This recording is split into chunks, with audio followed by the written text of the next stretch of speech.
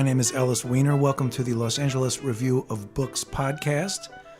And today I'll be talking with, admittedly, my old friend, David Misch, who is the author of the brand new book, cleverly, I think, entitled Funny, the Book.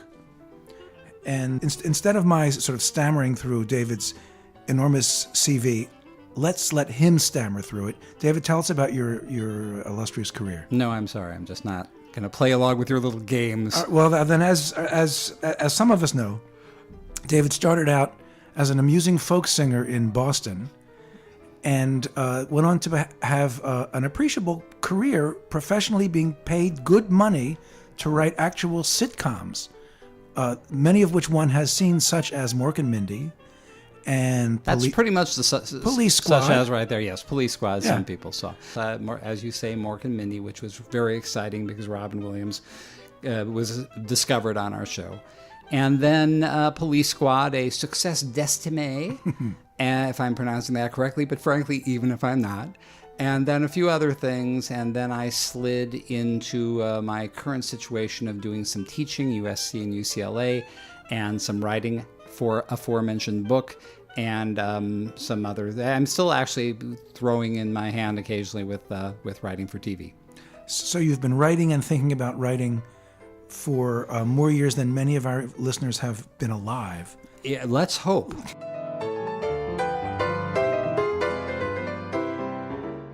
And so we're going to talk about Funny the Book, which I have read twice. Wow. And by way of describing its general layout, the chapters alternate between a history of comedy in the West, in Western civilization, and a history of comedy in the U.S. And can you guess where I got that alternating chapter concept from?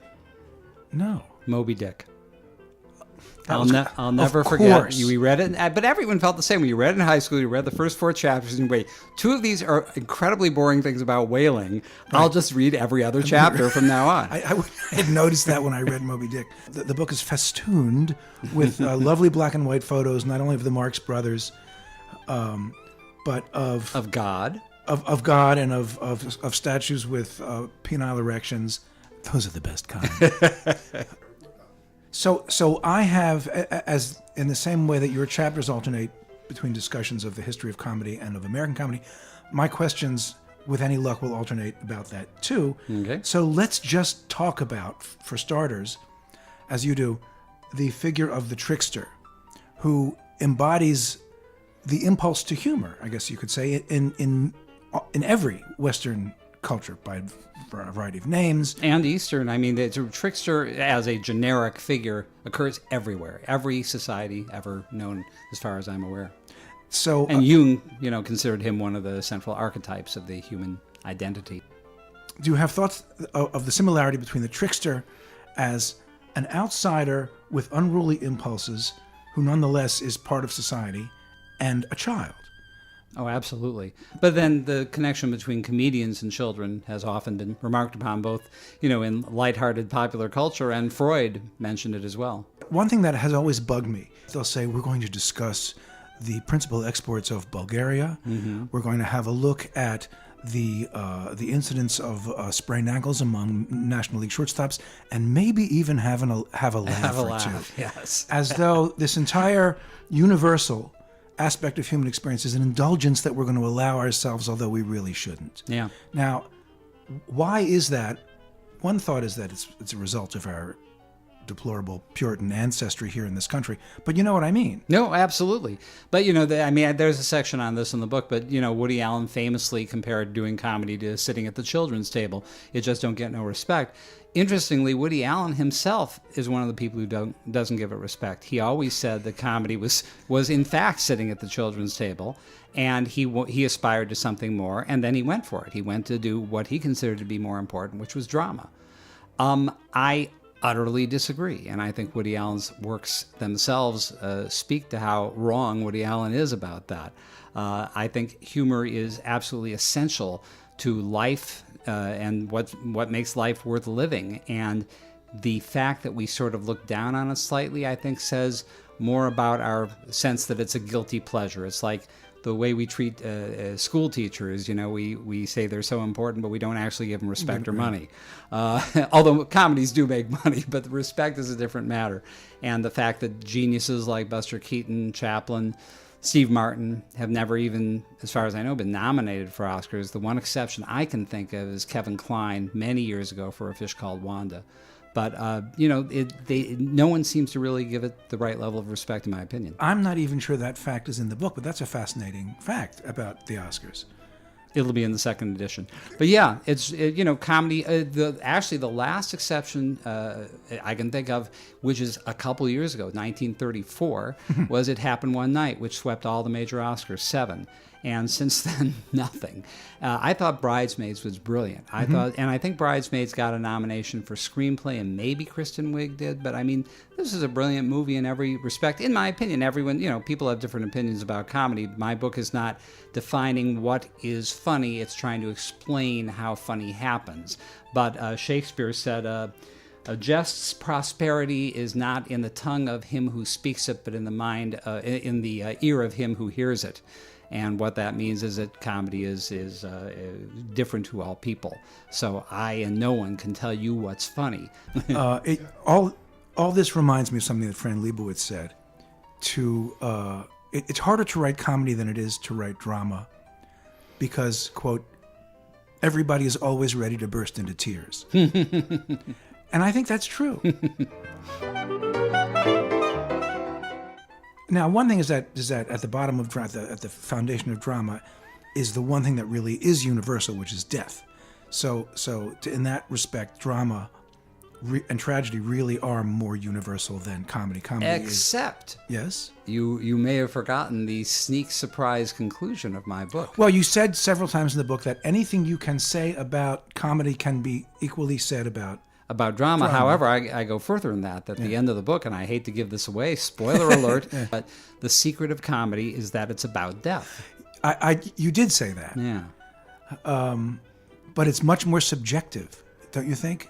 You just yourself finished saying that I can't tell you what's funny, and everyone has a different idea of what's funny. Humor is subjective, absolutely. Yeah. Yes, but the fact, to me, that gives it the gravitas some people feel it lacks, which is that it's ultimately about mocking death. That at the base of almost any form of japery is the sense that we're sticking our tongues out at death. And the reason I made that expression of dubiousness is that may or may not be reconcilable with the idea that, and I don't know who said this, but we've all heard it, the world is a tragedy to those who feel and a comedy to those who think. Yeah.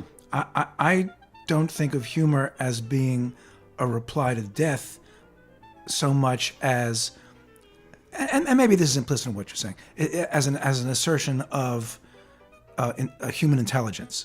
Tragedy is a human feeling. And a submission to the inevitability of death. But I think of comedy and humor as being the mind triumphing over all circumstances, over logic, over the world, the received world, and resulting in laughter. And another thing we can talk about maybe a little bit later is how it's possible to be a funny writer and spend a lot of time laughing and still be depressed. Oh my God! And still yes. be a depressive personality.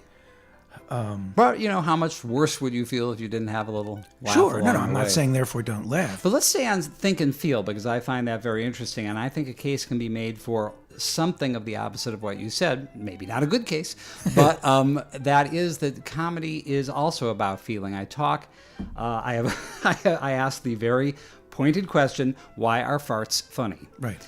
And my answer is that farts come from the human body. But, you say, so do tears. And for that matter, so does snot. Why? What are the difference between these things? And my answer is that tears come from thinking, in a sense. You have to process, in some sort of intellectual way, something sad that's going on that makes you cry. Tears are a response to something. Yeah, and they are, but the physical responses, which are sort of animalistic, which take our animal natures that we're always trying to define and defy and rise above, those things just come out of us. And they remind us that we're basically just pigs at heart. We're basically just animals, and that's funny. I agree. I mean, a long time ago, I was hired to rewrite a feature comedy for the director Joe Settlemeyer. And Joe Settlemeyer, listeners, I don't know whatever happened to him, but he directed a series of hilarious TV commercials in the 80s. He did the first Federal Express ads. He did Where's the Beef? And he did a lot of those Miller Tastes Great, Less Filling ads with all, with a lot of athletes and Mickey Spillane. So I was all excited to meet him. I went to Chicago, and his theories about comedy I agreed with 100%. Eventually, we got on each other's nerves and it didn't go anywhere, but that's a different story. But what he was very keen on exploiting and what he was very smart about is how physical comedy, and this is connected to what you just said, points up the disparity between a person's self-image and their sense of their own dignity and its violation. I mean, the classic the example, or at least the archetypal illustration of that, is someone slipping on a banana peel. Mm-hmm. Not that I've ever seen anyone do that, but we know what that...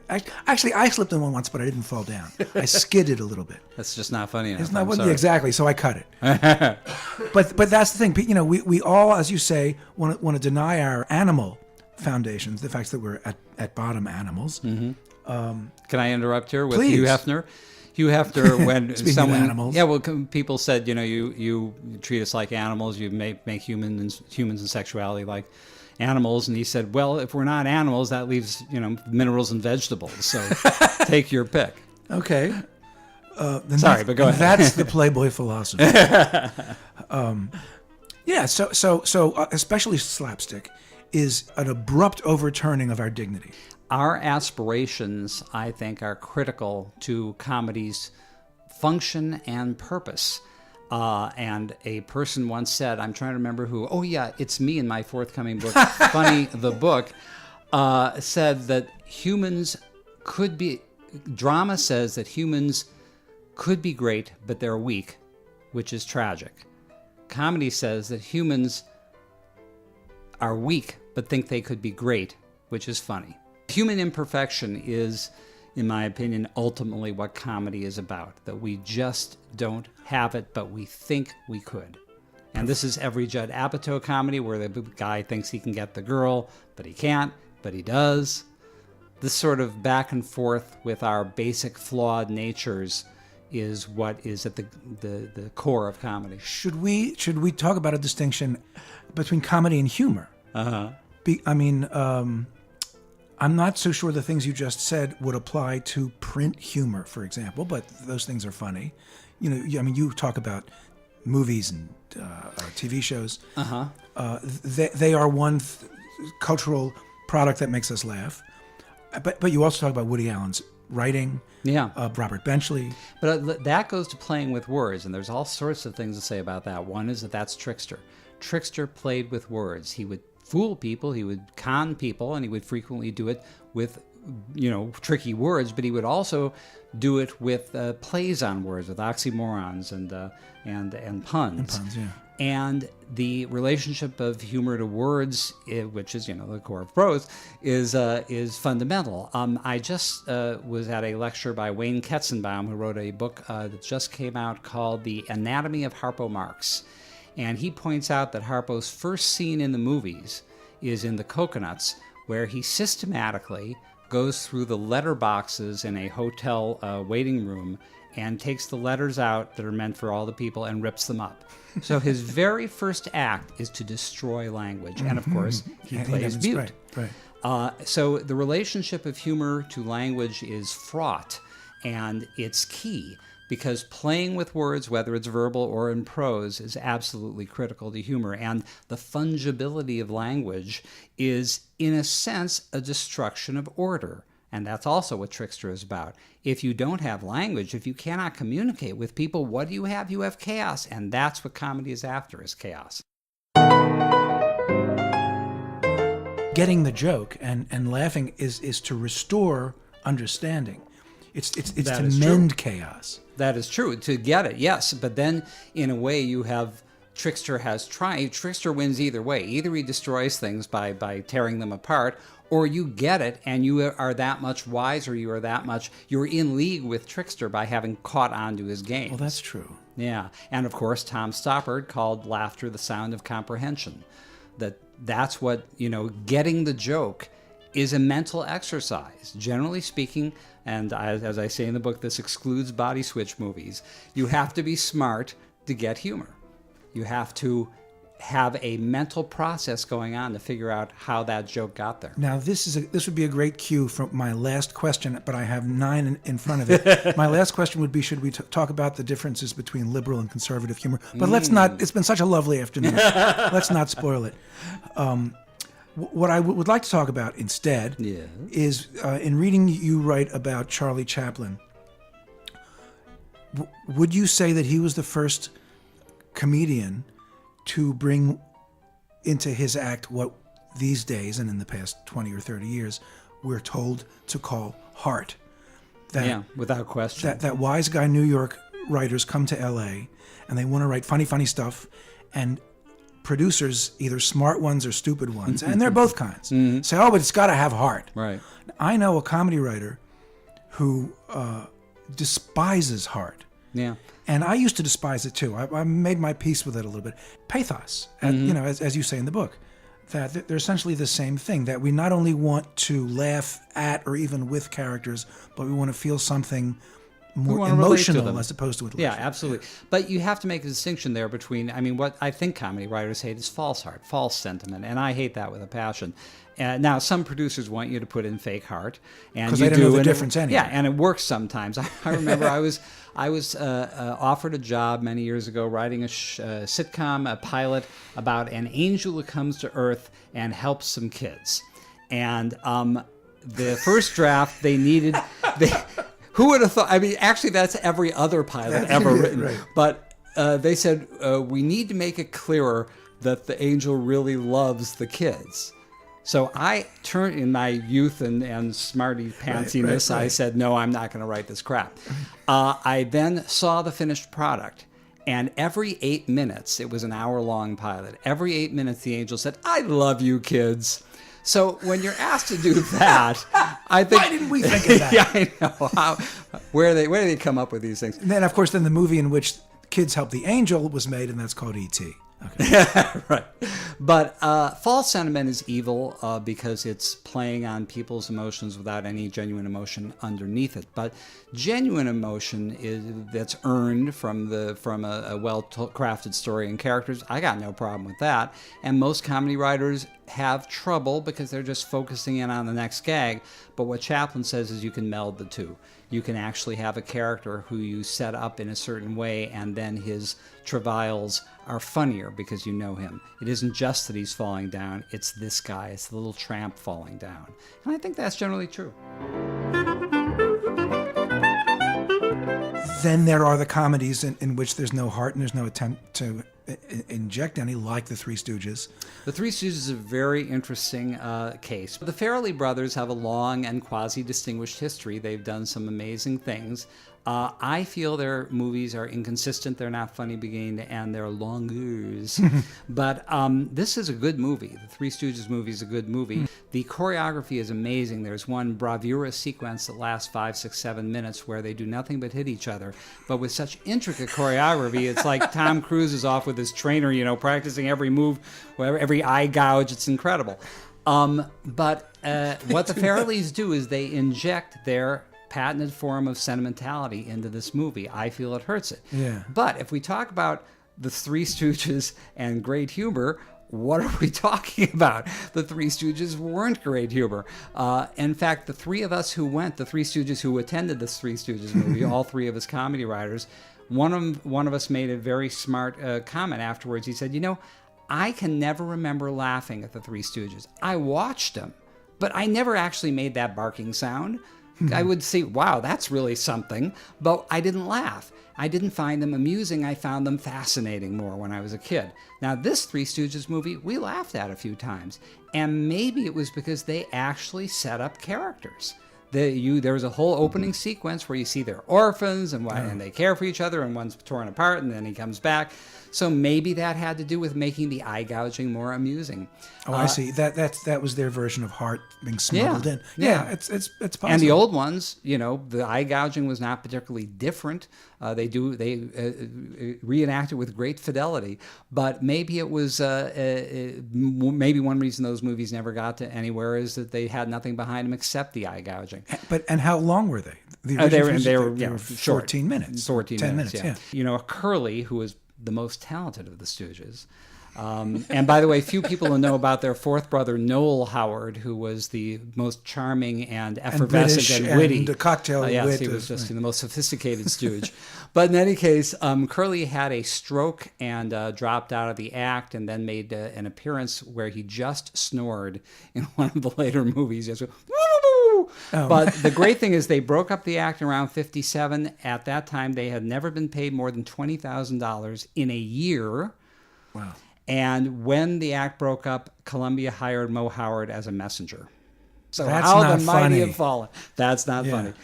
But anyway, the Stooges are and the other thing that comes up with the Stooges is men yes, women no. And this gets to the whole question of male and female humor and whether men are funnier than women. I don't think it'll piss anyone off to say, yeah, women just aren't funny. No, it's ridiculous. It's the stupidest thing ever. Now, the senses of humor probably are a little different, but they certainly aren't different for all women and all men. It depends on the person. I think the old saw goes that the reason women aren't funny and not only can't make humor as well, but can't enjoy humor as well, is that they're fundamentally allergic to the four basic food groups of comedy, which are verbal aggression, sex, violence, and body functions.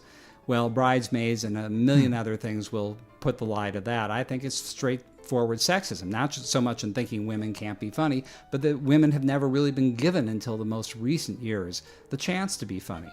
But there are exceptions all the way through. Mabel Normand was was the first woman director, I believe, and and in fact there is a fascinating review on a website, I believe it's the Los Angeles Review of Books, about Mabel Normand actually being behind the formation of Chaplin's tramp character.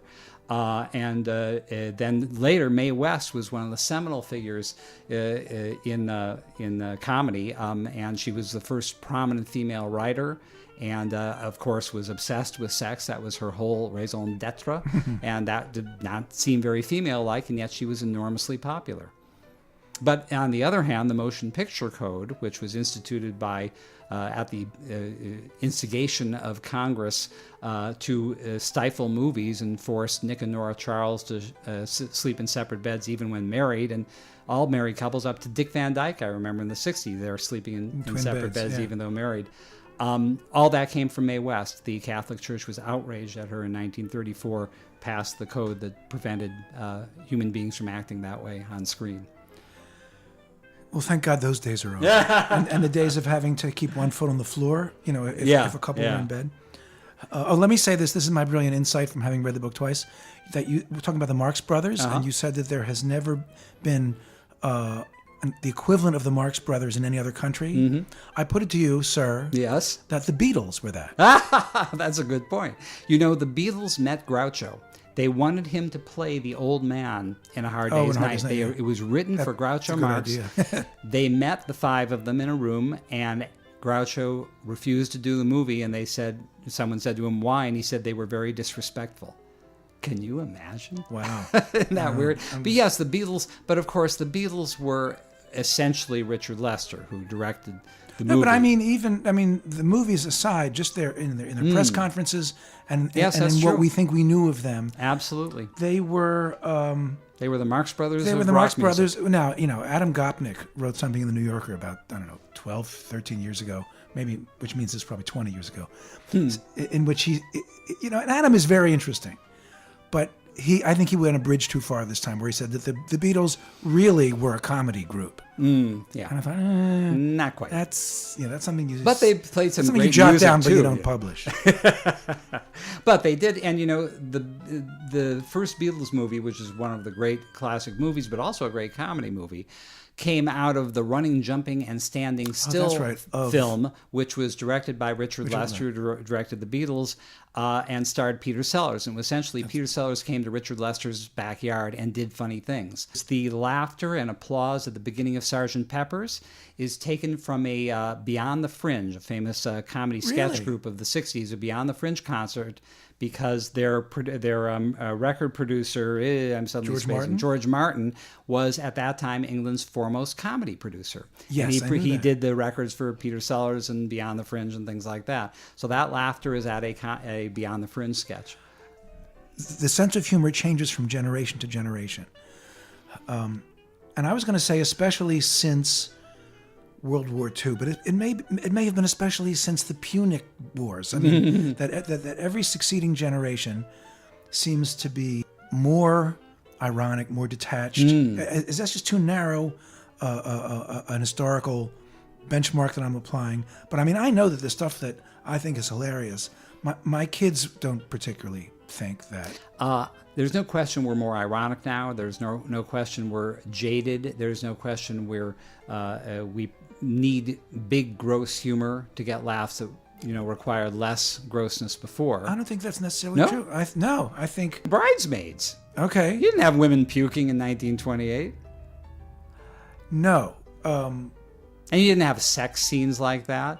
I mean, it's a completely different sensibility. The example I use in the book is in Bringing Up Baby, Cary Grant accidentally tears the back of Katharine Hepburn's dress, so the part of her legs, the lower part, is exposed. Right. This is considered so shocking that he flies into a panic to protect her, and then she flies into a panic when she discovers it's true. That's not what I had in mind.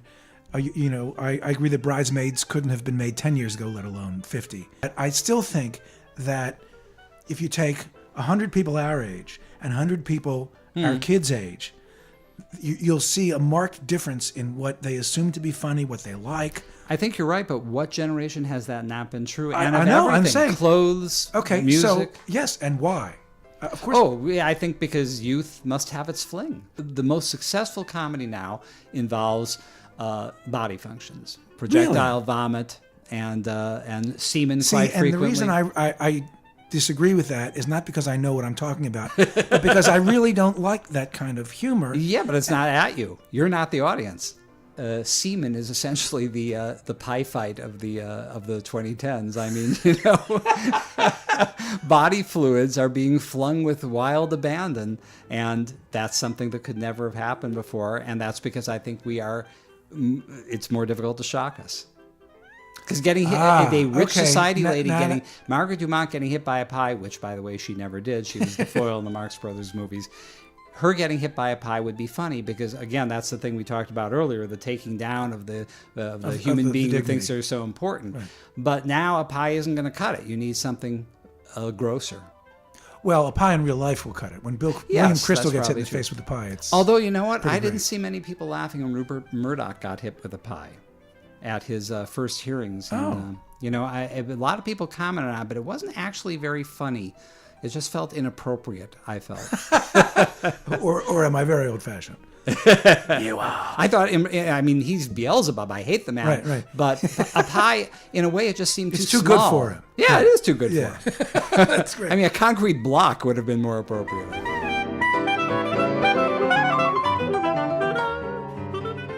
Your chapter on Steve Martin is great. Thank you.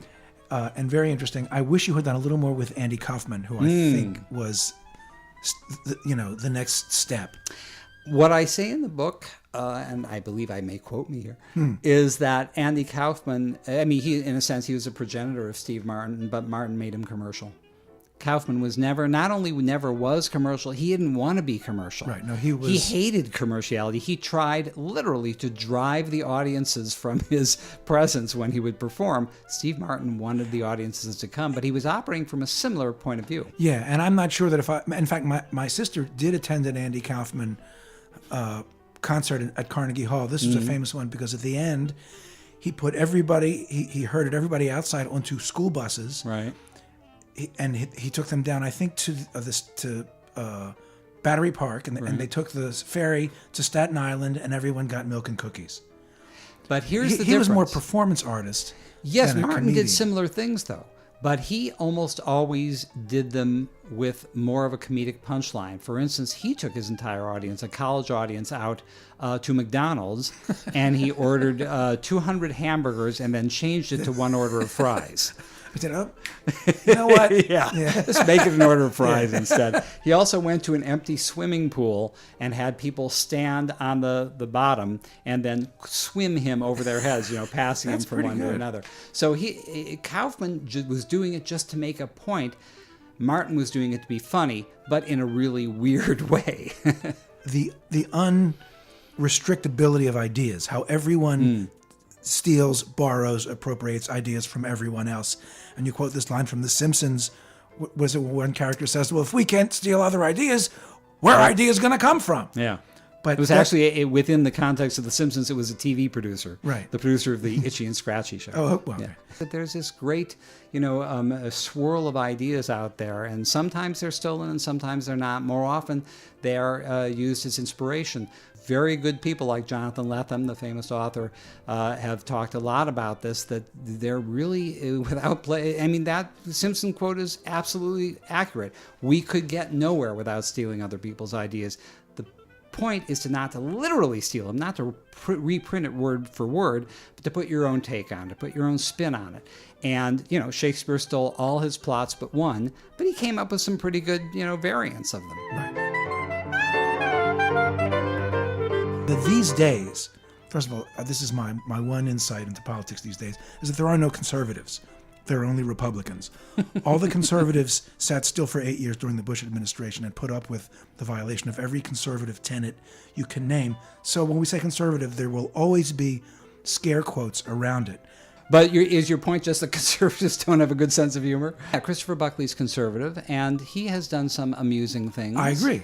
That's a good exception. You got to find smart people doing the stuff. And there are stupid left-wing comedians too. About a month ago, there was a study that I read in the New York Times saying that liberals had a better developed sense of humor, or a very different sense of humor than conservatives, and it seemed to be based more on, and this gets back to something we were talking about at the beginning about feeling, which is that conservatives feel more and liberals think more. They work out arguments using logic and facts, and conservatives have gut core beliefs, which they tend to try and make the facts and the logic I'll buy that. Go into. I'll buy that. I also think that what passes for, online especially, conservative humor, are expressions of tribal loyalty and tribal fittingness, that they want to demonstrate to their friends that they're one of the team,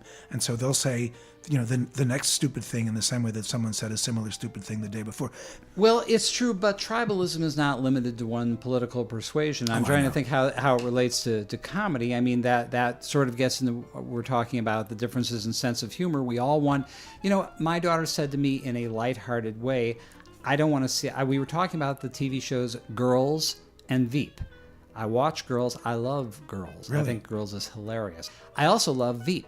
So we were talking about how much we both loved Girls, and I said, you should watch Veep as well. And she said, I'm not going to watch an old person TV show. Now, she was saying it partially tongue-in-cheek, right? But talk about tribalism. I think we all have a tribe that we like relating to. I think some people are a little more willing to go outside it than others, but that's one of the things that its best comedy can do, is take you out of your normal pattern of thinking. That is, in fact, again, one of comedy's functions, since one of the key components of comedy is surprise. The way to surprise someone is to take a sudden left turn. And if you're going to get that joke, you've got to take that left turn with them and try and figure out where it goes. And your brain is exercised. You are forced to think. And in that sense, comedy is a progressive art form. But any art form is progressive because it makes you think. There are equally kinds of comedy that reassert societal norms. That's true. as opposed to encouraging you to experiment. That's being very outside true. of them. But a case can be made that good art, the great art, art that lasts, tends to force you out of your comfort zone to some degree. I'll buy that. Thank you. Retail. But before we go, I know many listeners are dying to know your opinion. David Misch, what is the world's funniest animal? Well, this is not my opinion. This has scientifically been proven. All the better. The funniest animal is a duck.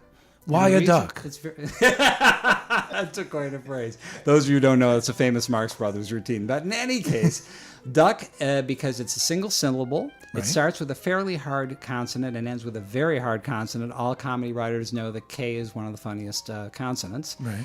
And it sounds like a swear word. Can't beat that. Can't beat that. You Believe it look or like a not, duck. this has been the Los Angeles Review of Books podcast. We've been talking to David Misch, author of Funny, the book. Everything you've always wanted to know about comedy. My name is Ellis Weiner. Thanks to Tom Lutz at the board. What have I forgotten? And okay. Terrific. All right. Thank you. That's a wrap. Good.